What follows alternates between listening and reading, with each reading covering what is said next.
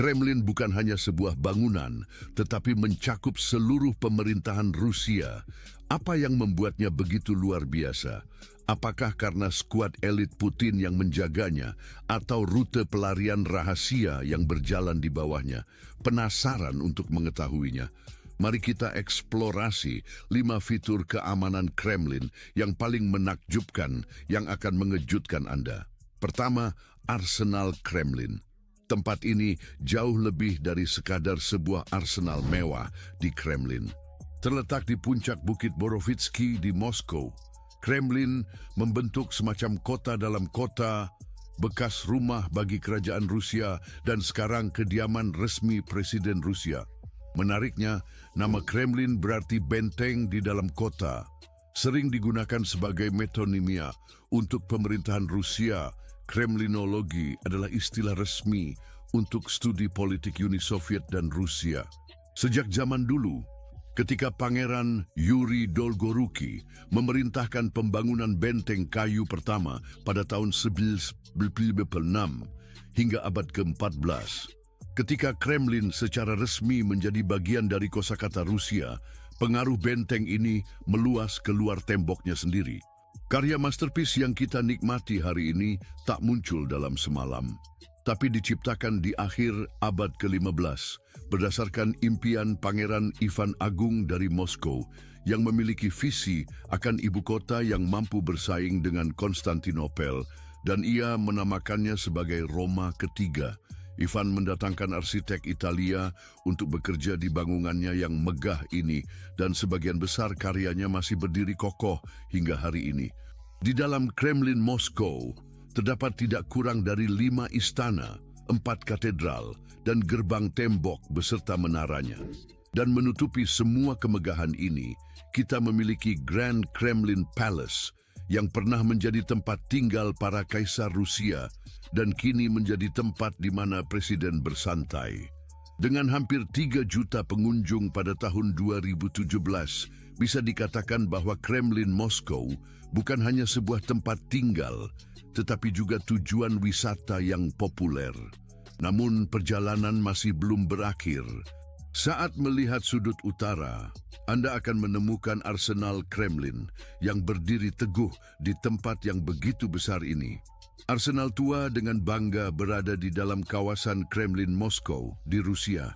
Dibangun pertama kali pada tahun 1736, bangunan tersebut telah mengalami berbagai rekonstruksi sepanjang waktu. Berbeda dari yang dimiliki oleh Kremlin yang saat ini berfungsi sebagai museum, Arsenal dalam konteks ini masih digunakan secara aktif oleh militer. Meskipun demikian, para turis tidak diizinkan untuk masuk ke dalam struktur yang menarik ini.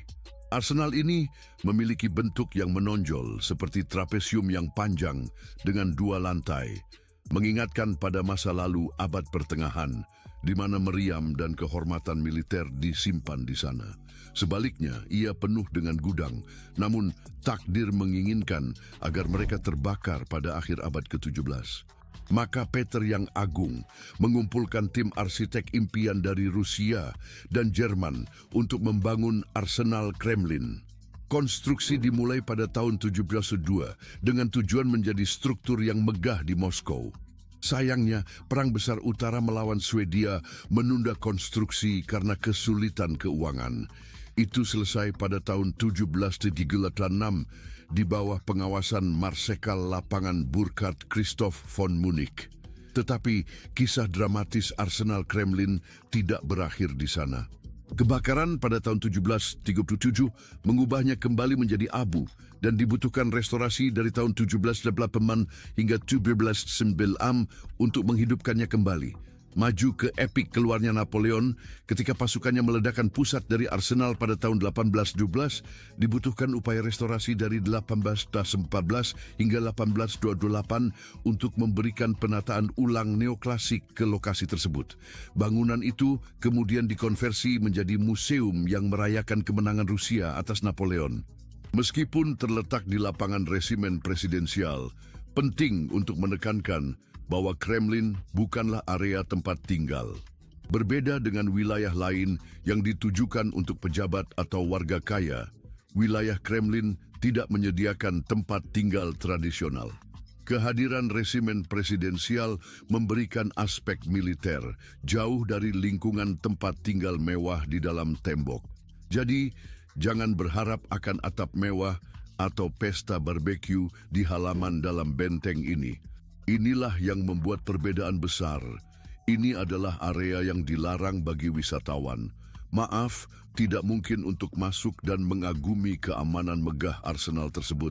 Singkatnya, ini adalah benteng dalam benteng lain, menjaga sejarah yang sama, menariknya dengan harta yang pada suatu hari dilindungi di sana. Sekarang mari kita klarifikasi tentang arsenal Kremlin. Saya merujuk pada sesuatu yang sepenuhnya berbeda dari kamar arsenal Kremlin yang mungkin Anda kenal. Kamar arsenal mulai sebagai gudang senjata sederhana pada tahun 1547, tetapi berkembang secara signifikan selama bertahun-tahun. Dari tahun 1726 hingga 1844, mengalami serangkaian transformasi dan menjadi ruang arsenal dan bekerja yang mencakup stabilitas kekayaan, bekerja, dan pengadilan negara. Antara tahun 1844 dan 1851, direkonstruksi sebagai bangunan museum baru yang dihiasi dengan pilar batu putih yang dipahat. Selama era Soviet, arsenal berfungsi sebagai semacam tempat perlindungan untuk barang-barang berharga dari koleksi pribadi dan artefak yang diselamatkan dari gereja dan biara. Pada tahun 1924, fungsinya berubah dan dikenal sebagai Museum Seni Terapan. Selama Perang Dunia II antara tahun 1941 dan 1945, sementara dipindahkan ke Ural, pada tahun 1960 tergabung dalam Museum Negara Kremlin Moskow. Namun, harta berharga yang sebenarnya ada di sini.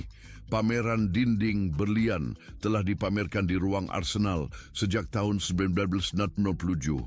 Dengan lebih dari 4.000 monumen seni terapan, tempat ini benar-benar sebuah harta karun. Dan apa puncak kemuliaan? Memamerkan lambang negara tertua, pakaian hierarki gereja, perhiasan kerajaan, perak, dan keajaiban emas yang dibuat secara manual oleh master dari Rusia Timur dan Eropa, hiasan seremonial kuda, dan sebagainya. Inilah arsenal Kremlin, di mana sejarah bertemu dengan keamanan. Tapi tunggu, kita belum selesai mengungkapkan rahasia Kremlin. Sekarang kita memasuki dunia pasukan pribadi Putin, pengawal Putin. Vladimir Putin, orangnya sendiri, meningkatkan keamanan ke level baru. Mari mulai dengan dasarnya. Koper-koper anti peluru dan pistol berkaliber tinggi hanyalah puncak gunung es. Dia berkuasa sejak tahun 2000, jadi dia telah menguasai seni keamanan. Mantan agen KGB yang menjadi presiden, dia memiliki bakat untuk menghindari tidak hanya tembakan politik, tetapi juga harfiah. Ada desas-desus bahwa dia bahkan mempertahankan pasukan pribadinya sendiri, siap bertindak seperti Avengers, karena ketika hal tersebut berhubungan dengan Vladimir Putin, detail keamanan biasa tidaklah cukup. Faktanya, keamanan dia memiliki beberapa tugas serius. Mulai dari memeriksa dan melindungi setiap kamar hotel hingga mencoba setiap hidangan diplomatis, mereka memastikan bahwa orang itu sendiri tetap terjaga dari bahaya. Mobil pengaman diperiksa, drones dikoreksi ganda, tetapi ada lebih. Dia bahkan memiliki unit keamanan psikologis yang mampu mendeteksi niat jahat dalam kerumunan. Ini seperti memiliki pengawal yang bisa membaca pikiran. Melanjutkan, kita akan masuk ke dalam dunia para pria berjas hitam ini, yang misinya adalah melindungi pria yang merupakan Kremlin itu sendiri. Orang pertama dari tim pengawal Putin adalah Rosgvardia, atau lebih dikenal sebagai Guarda Nasional Federasi Rusia. Dan izinkan saya untuk menjelaskan satu hal, mereka bukanlah pengawal biasa. Itu adalah kekuatan dengan misi seserius namanya menunjukkan. Pada dasarnya pikirkan Guarda Nasional sebagai otot militer internal Rusia yang melapor secara langsung kepada komandan tertinggi, Presiden Vladimir Putin. Mereka membawa pasukan dari Kementerian Dalam Negeri, pasukan pemukulan, polisi anti huru-hara, pusat kekuatan reaksi cepat khusus, dan bahkan penerbangan Kementerian Dalam Negeri. Jadi lupakan parade. Ini benar-benar solusi lengkap untuk segala sesuatu dalam keamanan internal, mulai dari perlindungan perbatasan hingga manajemen keadaan darurat. Mereka memiliki semua sumber daya dan tidak ragu untuk menunjukkan kekuatannya. Namun, Guarda Nasional berbeda dari Angkatan Bersenjata Rusia. Pada tahun 2016, undang-undang yang ditandatangani oleh Putin menetapkan badan eksekutif federal yang berbeda ini. Menurut dokumen resmi, misi utamanya adalah menjaga ketertiban umum, memerangi terorisme dan ekstremisme, berpartisipasi dalam pertahanan wilayah, dan melindungi instalasi negara penting dan kargo khusus. Tetapi intinya bukan hanya tentang melindungi rumah. Guarda Nasional dapat ditugaskan ke misi internasional untuk restorasi dan pemeliharaan perdamaian. Melompat ke tahun 2022, ada desas-desus mengganggu tentang Guarda Nasional bergerak menuju perbatasan Rusia, Ukraina, dan Belarus di bawah kedok latihan.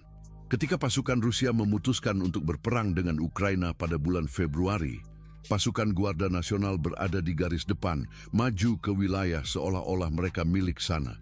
Katanya mereka ada di sana untuk menanggapi setiap perlawanan lokal tidak begitu ramah. Beberapa melihat Guarda Nasional sebagai langkah strategis Putin untuk mengoptimalkan sistem keamanan dan menghindari tumpang tindih tanggung jawab.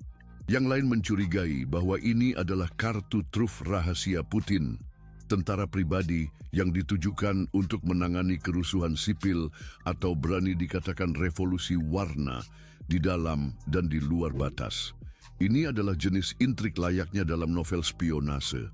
Kepala Cabang Guarda Nasional mengungkapkan bahwa keamanan ini adalah solusi Putin untuk mengatasi agitator dari kaum kelima dan para revolusioner potensial yang menimbulkan kerusuhan di luar negeri.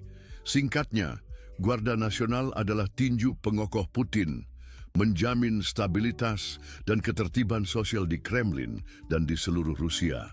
Beralih ke resimen Kremlin, atau yang dikenal secara santai sebagai resimen presidensial. Ini adalah elit yang dapat dipercaya dengan misi suci untuk melindungi Kremlin. Di bawah Komando Layanan Keamanan Federal Rusia, tugas mereka jelas, menjaga Kremlin tetap aman, melindungi hartanya, dan memastikan bahwa pejabat negara dapat menikmati malam yang tenang. Ketika kita kembali ke lembaran sejarah, kita memahami betapa pentingnya mereka di dalam Kremlin. Ketika pemimpin utama Uni Soviet pindah dari Petrograd ke Kremlin Moskow pada tahun 1918, mereka mengandalkan penembak Latvi Merah sebagai pengawal mereka. Namun, situasinya berkembang seiring waktu, termasuk pengawal-pengawal tersebut. Pada tahun 1976, Batalion Khusus muncul, menggantikan penembak Latvi Merah. Dengan pecahnya Perang Dunia II, resimen tersebut meningkatkan kehadirannya, mempertahankan Kremlin baik di dalam negeri maupun di luar negeri. Penembak Regimen Kremlin dikirim ke Front Barat dan Front Volkhov, di mana mereka berhasil menetralkan lebih dari 1.200 prajurit dan perwira Jerman. Karena keberaniannya, mereka dianugerahi Orde Bendera Merah yang bergengsi. Kemudian, di era pasca perang, resimen tersebut mengalami perubahan dalam strukturnya. Meskipun ada perubahan dalam nama-nama dan tanggung jawab, misi inti tetap sama, melindungi benteng di dalam benteng. Pada tahun 1993, dengan napas terakhir Uni Soviet, resimen tersebut melihat sedikit keringanan dari sebagian tanggung jawab penjagaan. Namun, segera mereka kembali bertugas menjaga makam prajurit tak dikenal dan menjaga tetap hidup api para veteran Perang Dunia II. Patut dianggap sebagai unit militer elit, Regimen Kremlin tidak memberikan seragam kepada siapapun. Hanya yang terbaik yang mendapat kehormatan untuk bertugas dalam tugas nasional melindungi pejabat pemerintah dan VIP Kremlin. Tim lain yang luar biasa yang bertanggung jawab atas perlindungan Presiden Rusia adalah Layanan Keamanan Presiden yang terkenal, SBP. Selain menjaga keamanan, para profesional ini sebenarnya menjadi perisai tak terlihat di sekitar Presiden Rusia dan Perdana Menteri, serta keluarga dan tempat tinggal mereka. Apa yang terjadi ketika Presiden Putin meninggalkan Kremlin? Ada unit khusus di SBP yang bertanggung jawab untuk memastikan keamanan perimeter selama perpindahan tersebut. Mereka merencanakan rute secara cermat, menghindari masalah atau kerusuhan sipil yang mungkin terjadi. Ketika Putin bepergian ke luar negeri, kompleksitasnya meningkat bagi para penjaga ini. Unit ini beroperasi dengan efisiensi, bekerja sama dengan kepolisian lokal untuk mendahului dan menangani ancaman sebelumnya muncul. Mereka memiliki rencana pelarian yang siap diaktifkan. Selain itu, saya tidak bisa tidak menyebutkan Departemen Keamanan Psikologis SBP, sebuah kelompok ahli yang menganalisis informasi tentang ancaman terhadap nyawa presiden. Mereka bekerja secara bersama-sama sebagai panel keahlian dari layanan intelijen GRU, FSB, dan SVR untuk menjaga keamanan pemimpin. Oleh karena itu, bukan hanya kekuatan fisik yang menjaga keamanan Kremlin, tetapi juga kecerdasan. Para penjaga ini secara terus-menerus berdedikasi untuk melindungi presiden dari ancaman yang mungkin dan menjaga keamanan Kremlin tetap utuh. Mereka hanya mewakili sebagian dari kompleksitas rekayasa keamanan Kremlin. Sekarang, mari jelajahi beberapa rencana pelarian yang cerdik dan titik-titik strategis yang membuat Kremlin menjadi benteng yang unik di dunia. Musuh-musuh Putin mungkin harus mempertimbangkan ulang strategi serangannya. Mari kita lanjutkan. Kita berurusan dengan seorang pria yang keamanan pribadinya merupakan alasan dari legenda. Di dalam Kremlin, Putin memiliki jalur evakuasi yang membuat penyamaran biasa seperti mainan anak-anak. Kita berbicara mengenai helipad dan sistem metro yang nyata, seperti yang Anda lihat di film aksi. Pertama, helipad untuk melarikan diri dari kekacauan yang disebabkan oleh pengawal yang mengganggu. Putin memutuskan untuk mengizinkan pembangunan helipad di jantung Kremlin. Selesai dibangun pada bulan Mei 2013, ini bukanlah helipad biasa, tetapi titik pendaratan VIP untuk helikopter Mi-8 milik Putin. Lupakan lalu lintas di jam sibuk, karena Putin sedang terbang di atas semuanya itu. Dan jangan sekali-kali berpikir bahwa pemilihan lokasi helipad dilakukan tanpa pertimbangan.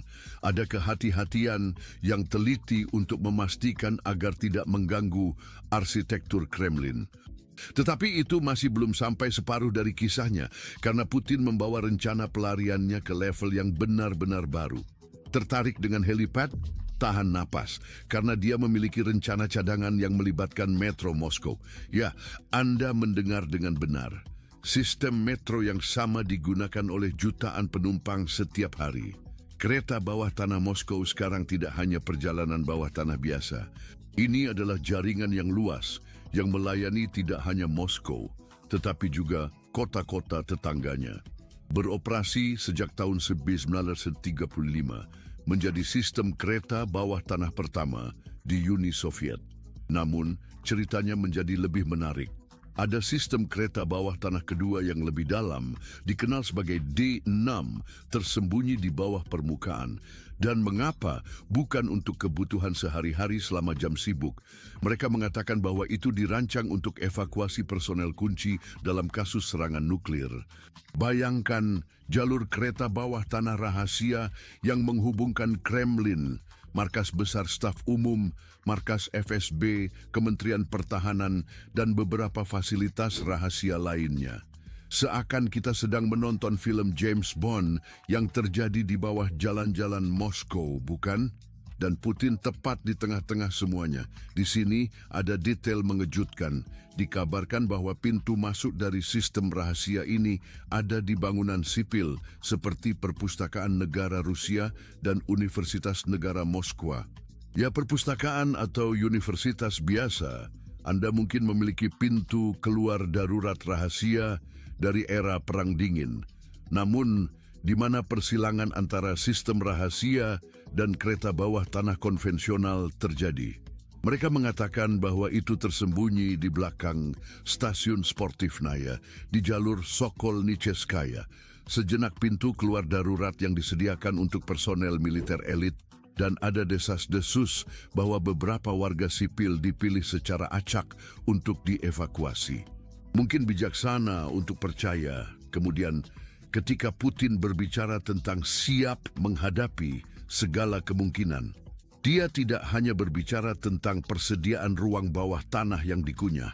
Dia memiliki seluruh kota bawah tanah menunggu untuk membawanya pergi dalam kasus bencana.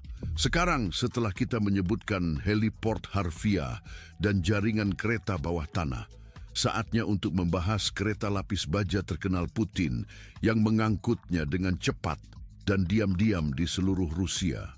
Menurut banyak sumber, Putin memiliki kereta hantu mewah 22 gerbong yang mewakili kemewahan dan kerahasiaan. Namun, sebelum semuanya, mari bahas manfaat dan klarifikasi sesuatu. Kereta ini bukanlah hanya untuk pergi dari titik A ke titik B. Ini merupakan benteng bergerak sejati kenyamanan dan keamanan. Kita berbicara tentang sebuah gedung olahraga dilengkapi sepenuhnya. Spa dengan perawatan kulit dan pijat dilengkapi dengan perangkat anti penuaan. Serta hammam dengan sauna uap mungkin lebih mewah daripada kebanyakan resort spa. Selain itu, ada kamar-kamar mewah dan gerbong makan yang meriah dihias untuk hidangan gourmet yang Putin mungkin nikmati selama perjalanan. Dan tentu saja puluhan kru selalu siap 24 jam sehari, 7 hari seminggu dalam karantina untuk menjamin keamanan Putin dari penyakit saat berada di dalam kapal. Namun, itu tidaklah semua.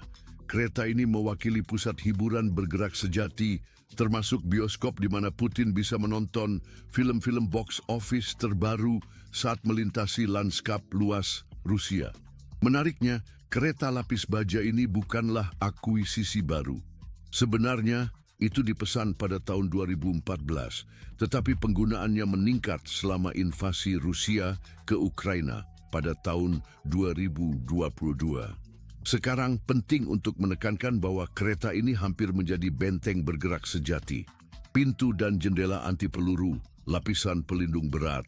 Putin bepergian dengan gaya dan keamanan adalah kuncinya. Peralatan medis penyelamat ada siap sedia hanya sebagai tindakan pencegahan. Dan ada fakta yang menyenangkan, ini tidak hanya tentang menghindari lalu lintas. Kereta itu sangat di-blind dengan kuat untuk menghindari deteksi radar. Tapi mengapa kereta daripada pesawat presiden? Anda mungkin bertanya. Nah, itu sederhana. Sebuah pesawat terlalu terbuka. Itu ada di radar secara harfiah. Kereta, di sisi lain, bisa bergerak diam-diam di tanah. Pemerhati amatir kereta di Rusia telah lama mencurigai keberadaannya, mendokumentasikan penampakan kereta yang tidak terdaftar dalam jadwal atau basis data kereta api resmi. Dan seperti yang sudah kita ketahui, kereta khusus ini selalu membawa gerbong dengan kubah putih khas yang berisi antena dan simpul satelit yang bertanggung jawab untuk menjaga Putin tetap terinformasi tentang dunia luar.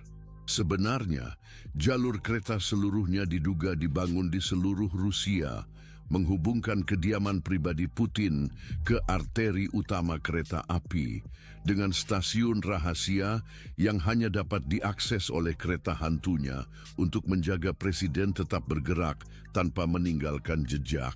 Jadi ya, ketika Anda adalah Vladimir Putin dan memiliki beban bangsa di pundak Anda membangun heliport dan rute jalur bawah tanah di Kremlin.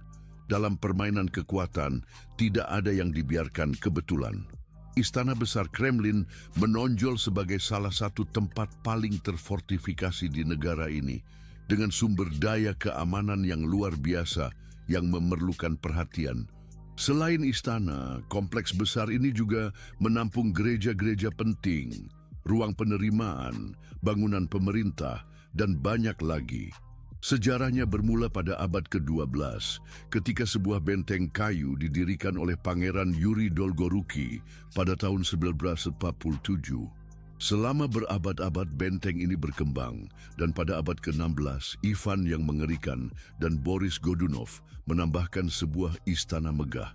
Istana Besar Kremlin adalah bekas kediaman raja-raja Rusia dari abad ke-15 hingga ke-19 dan selama pemerintahan Tsar Nikolai I pada tahun 1838, arsitek Konstantin Thon dan Ivan Morozov menciptakan karya masterpiece neoklasik yang masih bertahan hingga saat ini. Dengan lebih dari 1.000 kamar, termasuk yang terkenal Andrei, istana ini menampilkan kombinasi gaya Renaissance dan Bizantium Rusia, menghasilkan suasana elegan, kelas, dan kerajinan tangan yang halus.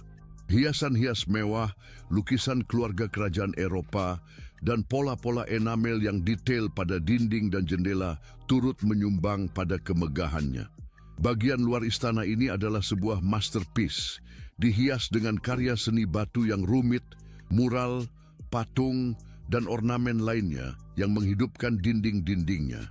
Istana ini berfungsi sebagai tempat upacara negara di Sala Alexander, area resepsi VIP untuk kepala negara asing di Sala Santo Yohanes, dan Kamar Tsar, tempat para tamu disambut. Sejarah telah baik dan kejam pada istana ini. Pada tahun 1930-an, istana menghadapi masa kemunduran saat Sala Alexandrovsky dan Andreevsky menjadi salah rapat Soviet tertinggi USSR, kehilangan interior mewahnya. Namun, keputusan Presiden Federasi Rusia pada tahun 1990 melihat restorasi ruang-ruang ini, mengembalikan kemegahannya yang dulu. Mulai 2023, Istana Besar Kremlin tampaknya menjadi tempat di mana Presiden Rusia tinggal dan mengadakan acara resmi. Pelantikan Presiden dilakukan di Sala Ordo Santo Andreas. Tur tersedia selama jeda acara resmi, namun organisasi harus meminta izin kepada kepala-kepala staf Komandan Kremlin Moskow. Bertentangan dengan kepercayaan umum, Istana Besar Kremlin bukan hanya sebuah bangunan, tetapi tempat di mana seluruh kekuatan negara berada, di mana semua keputusan diambil. Mulai dari Presiden hingga Perdana Menteri, sidik jari Putin hadir dalam kebijakan negara, baik di dalam maupun di luar istana. Dia telah menjadi arsitek utama kebijakan Rusia, mempengaruhi situasi internal dan global dari Istana Besar Kremlin. Pengaruhnya begitu luas sehingga ketika orang menyebut istilah Kremlin secara tidak resmi, mereka mengacu pada pemerintah Rusia di bawah kekuasaannya. Selama Perang Dingin, istilah ini mencakup seluruh Uni Soviet. Menuju ke masa kini dengan cepat, fokus berada pada kekuasaan eksekutif di bawah komando Presiden Vladimir Putin. Ketika pada kasus kekuasaan di Rusia, semuanya berkumpul pada sosok dominan ini. Peringatan spoiler, Putin berada di kendali. Untuk menyederhanakan, Kremlin melambangkan pemerintahan yang terpusat yang meninggalkan jejak abadi dalam politik Rusia. Jadi, lupakan ide bahwa Kremlin hanya merupakan tempat fisik. Pada zaman sekarang, ia mewakili dominasi mutlak. Tetapi mari kita mendalam sedikit lebih secara harfiah. Pada tahun 2016, desas-desus muncul tentang modernisasi Rusia dengan penambahan di puluhan fasilitas rahasia di Kremlin dan sekitarnya.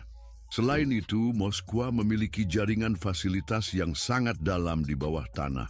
Kremlin tidak terbatas pada permukaan. Laporan tahun 2016 menunjukkan pada modernisasi dan ekspansi fasilitas-fasilitas bawah tanah ini, termasuk sebuah bunker kepemimpinan yang besar di bawah Universitas Negeri Moskwa, dikenal sebagai fasilitas bawah tanah Ramenki. Dan ini bukanlah bunker biasa. Diperuntukkan bagi otoritas komando nasional dalam situasi perang. Kabarnya itu akan terhubung ke Kremlin melalui kereta bawah tanah eksklusif Metro 2 yang misterius.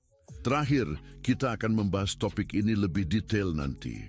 Sejarah bagaimanapun belum berakhir di sana. Kereta bawah tanah ini ternyata meluas setidaknya ke 2 bunker tambahan di luar Moskow, satu di dekat Voronovo dan yang lainnya di dekat Sharapovo. Dan bagi mereka yang mencari lebih jauh, ada juga pusat komando bawah tanah yang sangat besar di dekat Kozlinsky. Secara singkat, Istana Kremlin besar tidak hanya berfungsi sebagai kediaman utama Presiden Federasi Rusia, tetapi juga merupakan titik konvergensi utama bagi banyak fasilitas rahasia dan terowongan bawah tanah Putin. Kompleks Kremlin Putin lainnya, baik di Amerika Serikat maupun di Rusia, telah menginvestasikan jumlah yang cukup besar dalam pembuatan tempat perlindungan bawah tanah sebagai jenis asuransi terhadap kemungkinan-kemungkinan seperti perang nuklir, apokalips, dan sebagainya. Di Ashwaz, mereka mengandalkan kompleks Cheyenne Mountain yang terletak di ketinggian Colorado. Dan kita tidak boleh mengabaikan kompleks Raven Rock Mountain yang beroperasi diam-diam di Pennsylvania. Putin tidak berbeda dalam hal ini. Di Rusia selalu ada desas-desus tentang Vladimir Putin memiliki tempat perlindungan bawah tanah sendiri di bawah pegunungan Ural, khususnya di bawah Gunung Yamantau. Jadi, bagaimanakah bentuk bunker misterius ini? Ya, saya akan menjelaskannya. Gunung Yamantau adalah benteng misterius yang tersembunyi jauh di bawah 3.000 kaki batuan, terutama terdiri dari kuarsa. Itu bukan gunung biasa. Ini adalah kompleks kolosal yang, menurut laporan, meluas ke wilayah seluas wilayah Washington dalam Beltway, sekitar 400 mil persegi rahasia misterius. Dan disinilah situasinya menjadi lebih menarik. Struktur megah ini tenang berada di Mesgoria, sebuah kota tertutup di Rusia. Istilah tertutup menunjukkan bahwa ini adalah lokasi eksklusif, di mana hanya orang-orang terpilih yang diizinkan tinggal dan bekerja di tempat persembunyian rahasia ini. Jadi, jika Anda berencana untuk mengunjungi, semoga berhasil, karena pesawat-pesawat Rusia telah menetapkan zona larangan udara di atas gunung itu. Selain itu, untuk mencapainya dengan berjalan kaki bukanlah tugas yang mudah. Ada desas-desus bahwa ini adalah lokasi yang ditunjuk sebagai tempat perlindungan alternatif untuk para pemimpin utama Rusia dalam kasus krisis penting. Anda dapat membandingkan struktur ini dengan versi Rusia dari kompleks Raven Rock yang terletak di pegunungan, tempat perlindungan bawah tanah militer alias silo. Yang menarik, Rusia tidak pernah secara publik mengungkapkan informasi tentangnya. Pada tahun 1996, konstruksi ini menarik banyak perhatian dengan pihak berwenang menawarkan berbagai penjelasan tentang keberadaannya. Ini disebut sebagai lokasi pertambangan, penyimpanan sumber daya, penyimpanan makanan dalam skala besar, tempat penyimpanan limbah nuklir, atau bahkan sebagai bunker canggih untuk menyelamatkan pemimpin Rusia dalam kasus skenario apokaliptik. Surat kabar New York Times bahkan bersenang-senang dengan teori dan spekulasi. Seth Baum, Direktur Eksekutif Global Catastrophic Risk Institute, menyatakan bahwa tidak mengherankan jika Rusia memiliki tempat perlindungan yang dibangun di pegunungan, seperti halnya Amerika Serikat. Di sisi lain, Tom Davis, Profesor Geografi, membawa detail lebih lanjut tentang tempat perlindungan bawah tanah yang diduga milik Putin. Dia menyarankan bahwa pegunungan Ural sangat terkait dengan warisan nuklir Putin, karena pentingnya historis wilayah tersebut bagi Rusia.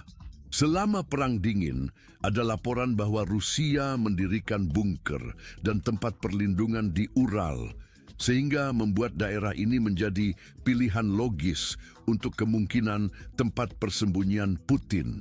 Selama periode tersebut, terjadi pemindahan strategis industri ke timur Ural selama Operasi Barbarossa. Dan menurut Davis, Presiden Rusia dapat mengandalkan jaringan bunker nuklir dan instalasi militer yang luas yang berasal dari Perang Dingin. Gunung Ural kemungkinan memainkan peran kunci dalam strategi geopolitik Rusia, namun ada instalasi bawah tanah lain yang telah menerima banyak kritik beberapa tahun lalu dan terkait dengan Putin. Presiden Rusia tampaknya memiliki labirin komplikado terowongan bawah tanah di bawah tempat persembunyian di Istana Laut Hitam. Terowongan ini tidak biasa, melainkan jaringan rahasia yang terletak kira-kira 50 meter di bawah permukaan Istana Glenzig. Kemana mereka membawanya? Langsung ke bunker misterius.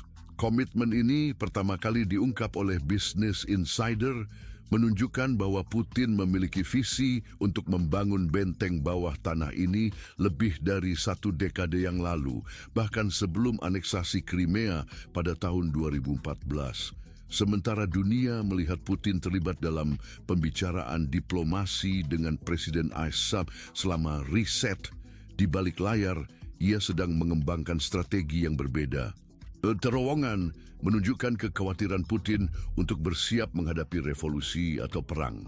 Istana 1,3 miliar adalah kompleks luas, 190.000 kaki persegi di tebing menghadap Laut Hitam. Selain memiliki semua fasilitas yang dapat dibayangkan, seperti gereja, ruang anggur, kasino, dan bahkan arena seluncur es, istana dilindungi oleh 17.000 hektar hutan, menciptakan suasana benteng yang terisolasi dari sisa Rusia. Tambahkan zona larangan udara khusus ke dalam campuran, dan Anda memiliki tempat yang hampir terputus hubungan. Sekarang, mari kita lihat rencana istana untuk mendapatkan gagasan yang jelas tentang titik pelarian dugaan Putin. Pada tahun 2010, Metro Style, sebuah kontraktor Rusia yang kini telah bubar, merilis peta-peta detail lokasi tersebut, mengekspos jaringan terowongan yang rumit di situs web mereka.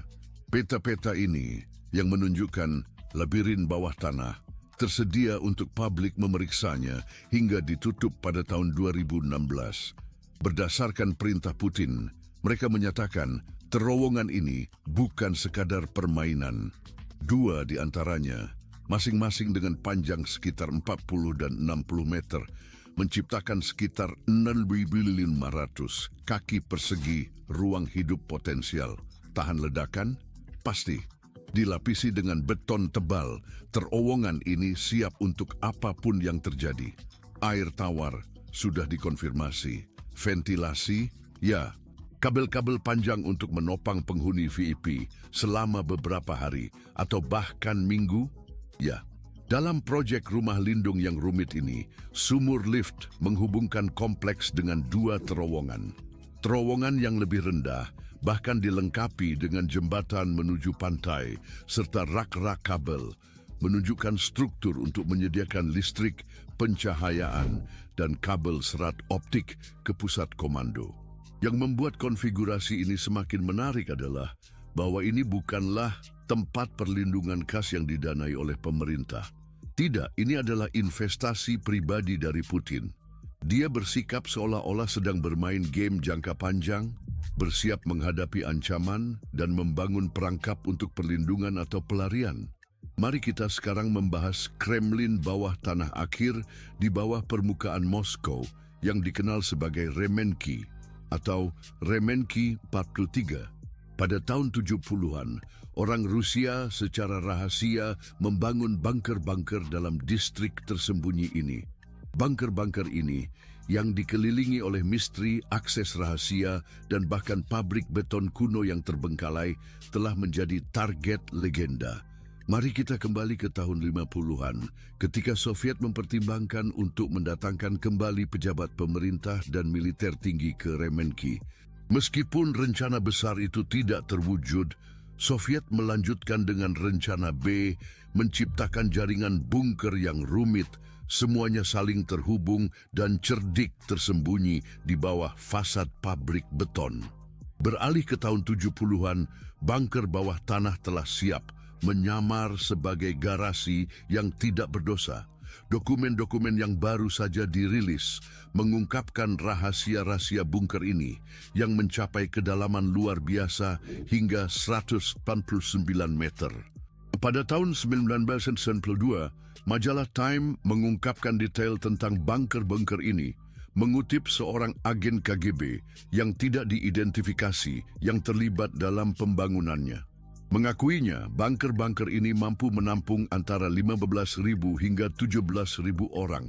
Dilengkapi dengan pembangkit listrik mandiri, bunker-bunker ini memiliki stok makanan, air, bahan bakar, dan berbagai persediaan lainnya yang cukup.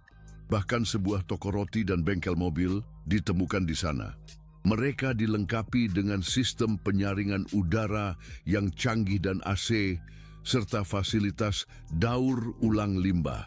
Bunker-bunker ini juga mencakup pusat komunikasi, sebuah gym, dan sebuah kolam renang kecil. Menurut wawancara agen KGB dengan Time, penduduk bisa hidup di bunker-bunker ini selama potensial 30 tahun. Yang membuat semuanya lebih menarik adalah jaringan bunker yang luas di area Remenki yang mengarah ke komando bawah tanah yang sangat dalam yang belum pernah dilihat sebelumnya di dunia. Komando ini terhubung dengan beberapa lokasi lain di Moskow dan sekitarnya, termasuk di bawah Kremlin, markas tentara Rusia, dan Kementerian Pertahanan. Koneksi-koneksi ini dilakukan melalui jalur kereta bawah tanah rahasia dan jaringan terowongan rahasia yang dikenal sebagai Metro 2. Namun seiring dengan runtuhnya Uni Soviet, juga hilanglah pemeliharaan bunker-bunker ini. Dan itulah untuk video hari ini.